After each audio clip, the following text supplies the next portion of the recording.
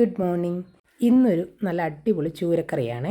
അതും നമ്മുടെ പത്തനംതിട്ട സ്റ്റൈലിൽ വെക്കാമെന്ന് വിചാരിച്ചു. അപ്പോൾ ഇഞ്ചിയും വെളുത്തുള്ളിയും ചുവന്നുള്ളിയും എല്ലാം ചതച്ചെടുത്ത് വെച്ചിട്ടുണ്ട്.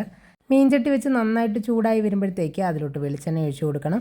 വെളിച്ചെണ്ണ നന്നായിട്ട് ചൂടായി വരുമ്പോൾ ഒരു നുള്ളു ഉലുവ പൊടിയാണെങ്കിൽ ലാസ്റ്റ് ചേർത്താൽ മതി.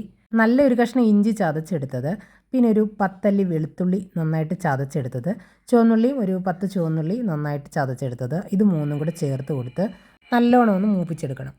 എല്ലാം നല്ലോണം ഒന്ന് വാടി വരുന്നത് വരെ ഒരു മീഡിയം ഫ്ലെയിമിൽ ഇട്ടിട്ട് ഒന്ന് മൂപ്പിച്ചെടുത്തിട്ട് ഒരു 1/2 ടീസ്പൂൺ മഞ്ഞൾപ്പൊടി, ഒരു 4 ടേബിൾ സ്പൂൺ മുളക് പൊടിയാണ് ഞാൻ ചേർത്ത് കൊടുക്കുന്നത്.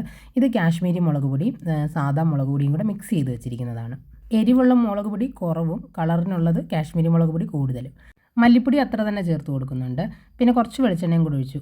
പൊടിയൊന്ന് ചട്ടി പിടിക്കാതെ നന്നായിട്ടൊന്ന് മൂത്ത് വരാൻ വേണ്ടിയിട്ട്. പൊടിയെല്ലാം നല്ലോണം ഒന്ന് മൂത്ത് വന്നു കഴിഞ്ഞാൽ കുടംപുളി വെള്ളത്തിലിട്ടത് ചേർത്ത് കൊടുക്കുന്നുണ്ട്. അത്യാവശ്യം നല്ല പുളി ഉള്ളത് കൊണ്ടാണ് ഞാൻ ഈ പുളി ഇത്രയും ചേർത്ത് കൊടുക്കുന്നത്. ഇതൊരു 2 എണ്ണത്തിൻ്റെ പീസാണേ. നന്നായിട്ട് ഇളക്കി എടുത്തിട്ട് നമുക്ക് മീൻ വെന്ത് കിട്ടാൻ വേണ്ടിയിട്ട് ആവശ്യത്തിനുള്ള വെള്ളവും കൂടി ചേർത്ത് കൊടുക്കണം. ഞാനിപ്പോൾ ഒരു വലിയ ഗ്ലാസ് നിറയെ വെള്ളം ചേർത്ത് കൊടുക്കുന്നുണ്ട്. ഇതിപ്പോൾ മീനൊന്ന് മുങ്ങിക്കിടക്കാൻ ആവശ്യത്തിനുള്ള വെള്ളമുണ്ട്. മീൻ മുകളിൽ നിൽക്കുകയാണെങ്കിൽ കുറച്ച് വെള്ളം കൂടി നമുക്ക് ചേർത്ത് കൊടുക്കാം. ഇതിപ്പോൾ 1/2 കിലോ ചൂരയാണ് ഞാൻ എടുത്തിരിക്കുന്നത്. അത് ഫുള്ള് ചേർത്ത് കൊടുത്തു. കറിവേപ്പിലയും കൂടി അതിന് മുകളിലോട്ട് തൂവി കൊടുത്തിട്ട് ഉപ്പും ആവശ്യത്തിനുള്ളത് ചേർത്ത് കൊടുത്ത് അടച്ച് വെച്ചിട്ട് ഒരു മീഡിയം ഫ്ലെയിമിൽ 10 മിനിറ്റ് കുക്ക് ചെയ്തിട്ട് അങ്ങനെ അടച്ച് വെച്ചിരുന്നു. കാരണം ഞാൻ തലേദിവസം മീൻകറി രാത്രിയിൽ ഉണ്ടാക്കി വെച്ച് കഴിഞ്ഞാൽ പിറ്റേ ദിവസത്തേക്ക് അങ്ങനെയാണ് ചെയ്യുന്നത്. മീൻകറി പിറ്റേ ദിവസം എടുക്കുമ്പോഴാണ് കുറച്ചുകൂടെ ടേസ്റ്റ് കൂടുതൽ. എന്നിട്ട് രാവിലെ എടുത്തിട്ട് ഒന്നും കൂടി ഒന്ന് തിളപ്പിക്കും കേട്ടോ.